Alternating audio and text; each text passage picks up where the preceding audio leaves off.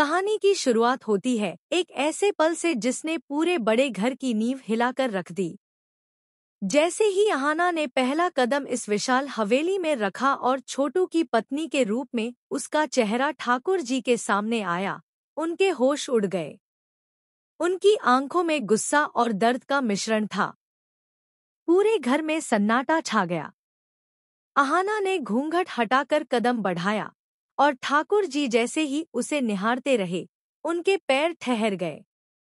लगा जैसे किसी ने सीधे उनके दिल पर वार कर दिया हो। यह क्या देख रही हूं मैं? ठाकुर जी की आवाज कांप रही थी। अचानक उन्होंने हाथ अपने सीने पर रखा और धीरे धीरे पीछे हटकर जमीन पर गिर पड़े। माहौल हिल गया। सब लोग दौड़ पड़े। पोल्टू चीख रहा था, अर्जुन, पानी लाओ।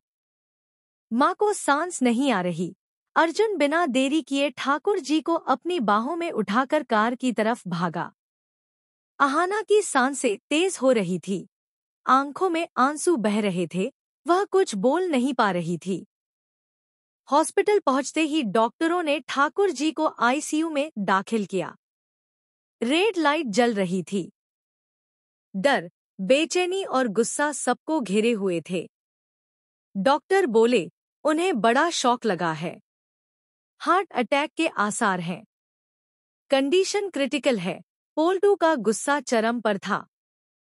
वह अहाना की तरफ भागा और चीखा, सब तेरी वजह से हुआ है। अहाना कांप रही थी। पोल्टू ने आग में जलते हुए कहा, जब से तू आई है हमारी जिंदगी बर्बाद हो रही है। अगर माँ को कुछ हुआ तो मैं तुझे जिंदा नहीं छोड़ूंगा। अहाना ने रोते हुए कहा, मैंने कुछ नहीं किया। अर्जुन ने कदम बढ़ाए और पोल्टू का कॉलर पकड़ लिया। अहाना पर उंगली उठाने से पहले अपनी हरकतें याद रखना। पोल्टू ने गुस्से में कहा, अब मैं अहाना को इस घर में एक पल की सुकून की सांस भी नहीं लेने दूंगा। अहाना की आंखों में डर, अर्जुन की आंखों में आग थी।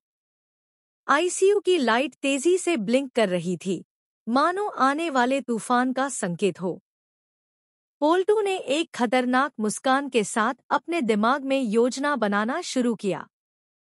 चुपके से वह घर गया और अहाना के कमरे में घुसकर उसका फोन छुपाकर उठा लिया। उसने फेक चैट्स और एडिटेड फोटो बनाई और फोन वहीं रख दिया। कहा, कल सबके सामने तमाशा होगा। अर्जुन भी तुझे नहीं बचा पाएगा। लेकिन किस्मत को कुछ और मंजूर था। जब अर्जुन पानी लेने गया, उसकी नजर अहाना के फोन पर पड़ी। उसने तुरंत स्क्रीन देखा।